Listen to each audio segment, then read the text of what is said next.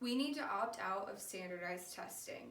Research shows that standardized testing gets an F and we need to drop out. Sometimes the most brilliant and intelligent minds do not shine in standardized tests because they do not have standardized minds. This is by Diane Ravitch. Diane Ravitch is a research professor at New York University's Steinhardt School of Culture.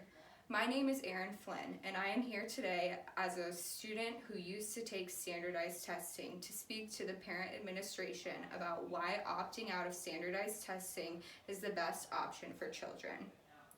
Standardized testing gets an F because it does not take into consideration individual student factors, including jobs, access to study resources, and more. School achievement depends on schools' resources. Many schools don't have resources that other schools have, such as technology and books. Student social groups and the student body also impacts the success of standardized testing. The statistics of white versus minorities taking AP and standardized classes is ridiculous.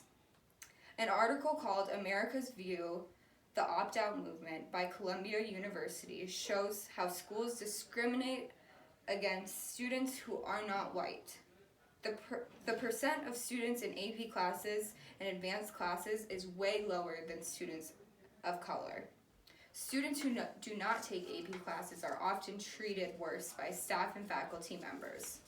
Standardized tests don't reflect that students have other environmental disadvantages.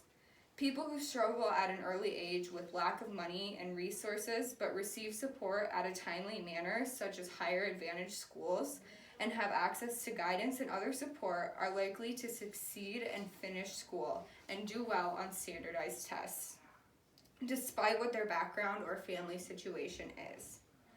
We need to invest in overcoming school failure. We must put an emphasis on upper and secondary education. We must take action on school levels, specifically in disadvantaged, low-performing schools. Lack of money and resources going to higher income schools impacts the level of success in low-income schools, which impacts study advantages compared to other schools. Standardized tests fail because they do not always measure the intelligence of students, nor are they predictive of future academic success. Despite popular belief about standardized testing scores, they do a bad job at measuring students' achievements. They do not measure qualities such as creativity and deep critical thinking. Studies show standardized tests reward superficial thinking. These tests are a small sample of knowledge, testing very little in the way of deeper thinking, which does not demonstrate a student's full potential.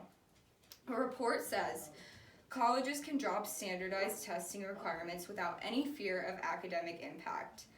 This is from the College Admission Council. Students who tend to get low test scores on standardized tests and higher grades in high school are more likely to end up getting higher grades in college, and this is from the same report. Due to the heavy emphasis placed on percentile scores and standardized testing by students and teachers, teaching for the tests takes away from classroom culture and general academic success. There is a broad agreement among statisticians, psychometricians, and economists that student-based test scores alone are not sufficiently reliable and valid indicators of teacher effectiveness to be used in high-stake personnel decisions. This is a quote by Dr. Ben Podozhinsky, the professor of education at Wayne State University.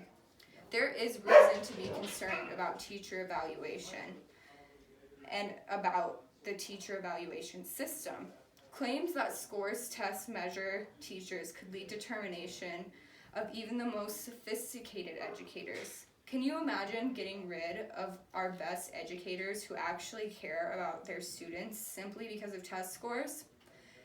Think of the best teacher you ever had. Was it the impact they had on you or their test scores? Teachers should be allowed to incorporate their own perceptions, orientations, understandings to better understand each individual student's needs. Students need an environment where they can emerge knowledge, can be flexible, and resourceful, according to Alan Schofield, a graduate of education. Teachers can't fulfill this without having to follow specific curriculum based upon standardized testing. According to Gary Ritter, test anxiety, harm that causes students, especially young ones, and causes lower test scores.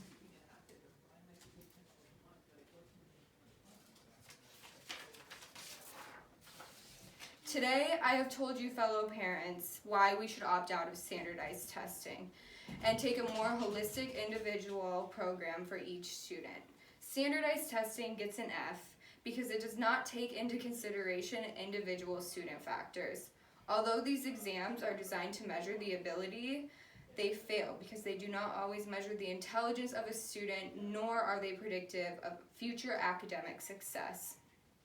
Finally, due to the pressure placed on students and teachers to achieve high percentile scores on standardized testing, teaching for tests causes anxiety and takes away from classroom culture. Test scores are not predictive of general academic success. Different schools are discriminated against, and there is plenty of research to prove standardized testing does not prove a student's intelligence or future success. Parents need to stand up to the discrimination in our education system, and I hope me speaking to you today can help you realize why we need to opt out of standardized testing.